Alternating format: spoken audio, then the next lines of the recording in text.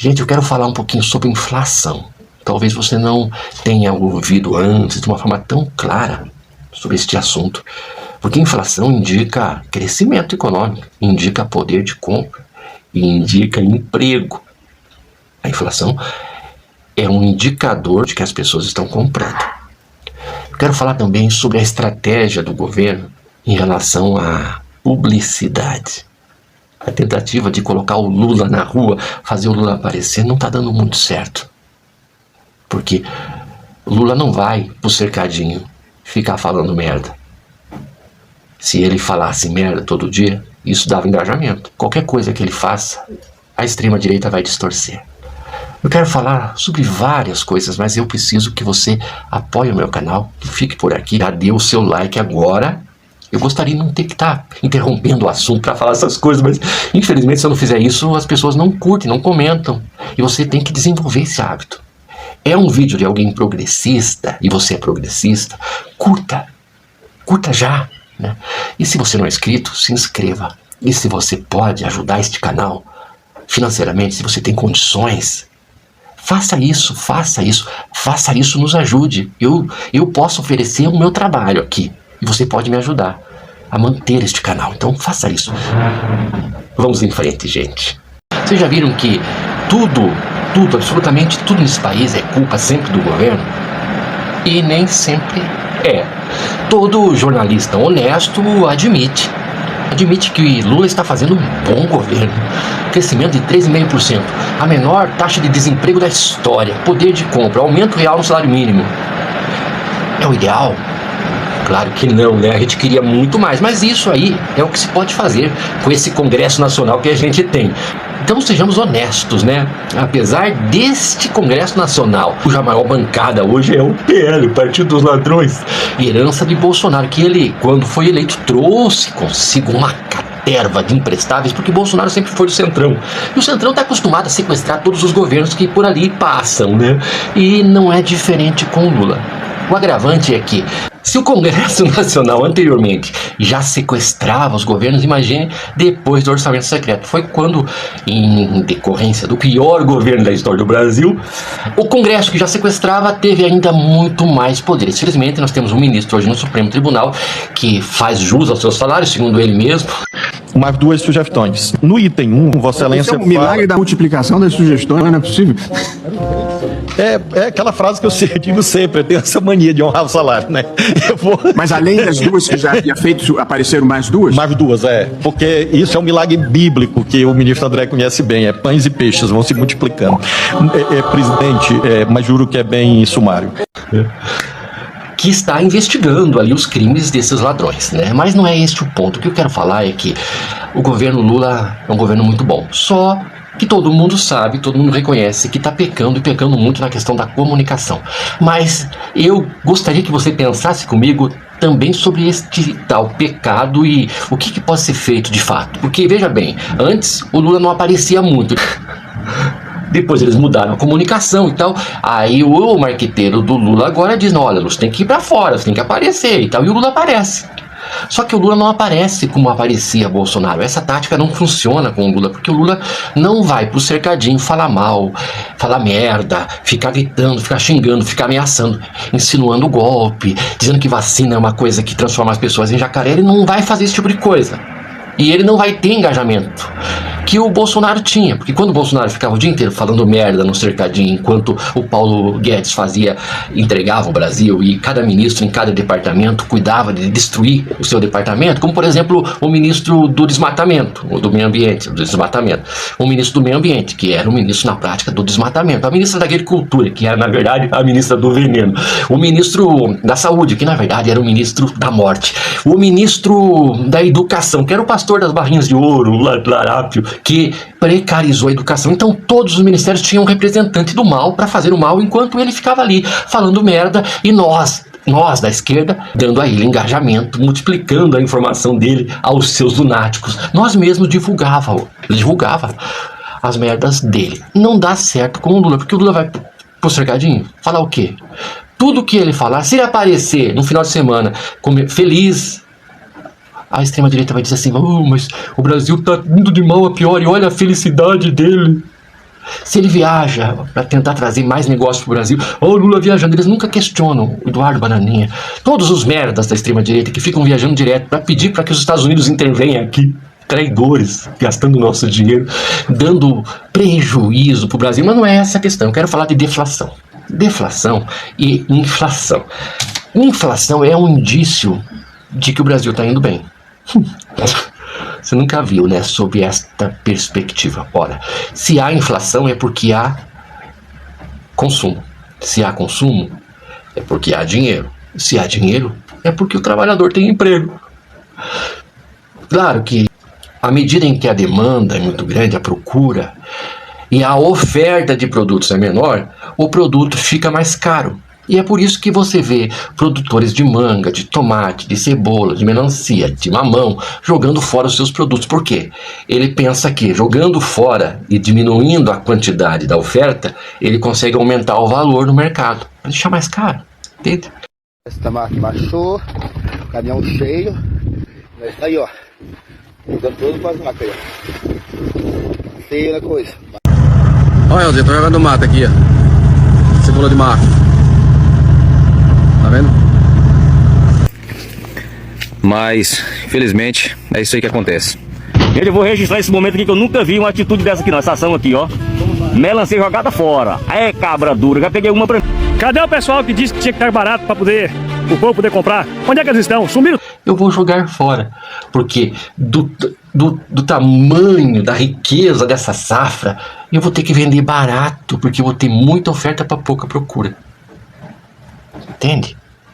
É por isso que eles jogam fora. Quando o resultado da produção do agro são produtos não perecíveis e tem um excesso de produção, para que não baixe demais o preço do produto, o governo, por meio dos armazéns Conab, compra esse excedente para que o produtor tenha uma margem de lucro e, em havendo no ano seguinte uma quebra na safra, o governo usa esse mesmo produto para injetar no mercado para regular o preço, para que a falta do produto não eleve demais o valor deste produto, entendeu? Claro que os armazéns Conab, Bolsonaro destruiu. E o governo Lula não teve tempo ainda de recuperar tudo. Mas, enfim, inflação é um indício de que o Brasil está crescendo. E a inflação, ela não depende do governo, propriamente dito. Porque o governo, ele pode fomentar o crescimento, fomentar investimentos. Mais investimentos significa contratação. Contratação significa salário. Salário significa poder de compra. Poder de compra significa um aumento na procura. E quando os que vendem o produto do desejo do consumidor percebe que está tendo muita procura, ele aumenta o preço. A culpa é de quem? Aí pode ser que alguém venha aqui falar: na Argentina não tem inflação. Claro que não tem. Não tem consumidor, não tem dinheiro, não tem quem compre, não tem quem procure. O produto fica ali, não tem como subir. Entende? Então, zero inflação ou deflação é sinal de que ninguém está comprando. E a economia funciona na base da compra. A economia tem que girar, você entendeu? Tem que girar. As pessoas precisam consumir. Claro que o consumo em excesso aumenta a procura, que aumenta uma demanda, que faz com que aquele que fornece o produto, aquele que atende a demanda, tire vantagem. Quando este que tira a vantagem com o aumento da demanda não tem demanda para o seu produto, ele prefere jogar fora. Eu até entendo que em alguns casos o produtor joga fora porque transportar esse produto é um custo, já que ele não vai ter margem de lucro. Transportar esse produto é um custo a mais que ele não tem condições de bancar. Nem todo mundo joga fora o seu produto por prazer de jogar fora. Então, gente, aqui no Brasil, porque o preço do alimento baixou demais, eles preferem jogar fora. Lá nos Estados Unidos, você está sabendo desse problema da gripe aviária? O governo está indenizando o produtor de ovos por cada galinha que ele perde em decorrência da gripe aviária. Mas na medida em que ele perde galinhas por conta da doença, a oferta de ovos fica menor, a demanda é maior, o preço do ovo sobe, valorizando a galinha morta. fazendo com que ele receba mais do governo, e aí o olho dele cresce. Peraí, se as minhas galinhas morrerem e o ovo ficar mais caro, o preço que eu vou receber pela galinha morta é maior. Então vamos deixar a galinha morrer. E aquelas que sobreviverem vão produzir ovos mais caros. Eu vou ganhar mais com os ovos e vou ganhar com as galinhas mortas. Com isso, a febre, a gripe aviária toma uma dimensão muito maior, correndo o risco deste vírus sofrer mutação e nós temos, muito em breve, uma outra pandemia em decorrência da medida de um governo protecionista que protege o seu capitalista oportunista, que faz com que toda uma cadeia se desequilibre. Problemão, né? O problema é que tudo tem que dar lucro e muito. Então veja bem, ainda que no Brasil a inflação está dentro das metas, né? Dentro das metas, não está. O Brasil está indo muito bem, gente. A inflação está dentro da meta. A preocupação com a inflação e o aumento dos juros para dar lucro para banco, né? Claro. E também para impedir que as pessoas invistam, aumentando, produzindo dinheiro que vai para a mão das pessoas, quando este que investe contrata e esses que são contratados ganham salários e gastam. Então o que eles fazem? O capitalismo é assim, o dinheiro tem que ir para a mão de meia dúzia e o povo tem que ganhar o suficiente para que ele não compre demais. E também, presidente, não adianta, é o que eu vejo, o que adianta dar tanto privilégio ao trabalhador para não ter emprego? Isso eu tenho falado, o pessoal me critica muito. É igual um casamento, a gente perde alguma coisa. Naquela hora, a mulher quer ir pro shopping. Entende? Para que ele consiga se manter. A ideia para controlar esse mecanismo do capitalismo é que o grosso de toda a riqueza produzida vá para a mão de meia dúzia. Porque se o grosso da riqueza produzida for para a mão de todos, todos vão consumir. E eles não querem que o povo tenha acesso a bens de consumo. Não. E nem que tenha acesso também a determinados lugares, né? Poxa vida, como dizia Paulo Guedes, a empregada doméstica está indo para Disney, olha que absurdo. Então é turismo, todo mundo indo para Disneyland, empregado doméstico para Disneyland, uma festa danada.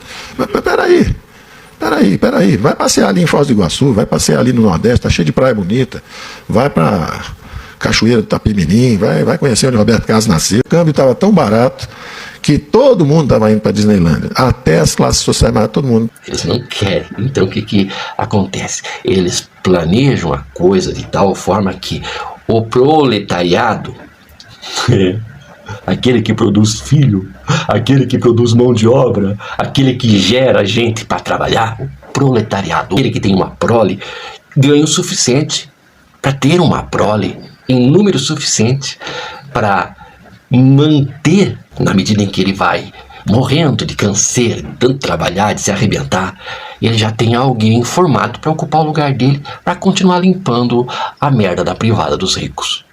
Então é tudo tão bem planejado que o pobre tem um teto. E ele não pode passar daquele teto, ele não tem que ter esse atrevimento, ele não tem que ir para a faculdade, ele não tem que ser médico, ele não tem que ser um engenheiro, ele tem que ser um serviçal. Esse é o ideal da extrema-direita. Não acesso ao povo, porque quando o povo ascende socialmente, quebra todo o esquema, descontrola, desequilibra. Aqueles empregos mais bem pagos da classe média passam a ser mais concorridos. Na medida em que os pobres vão concorrendo a essas vagas, aumenta a oferta de mão de obra. Aumentando a oferta de mão de obra, o salário daqueles privilegiados tende a baixar. E eles querem manter os privilégios. Então, é muito desagradável quando um presidente começa a construir faculdade, universidade, começa a criar mecanismos para que o pobre tenha acesso.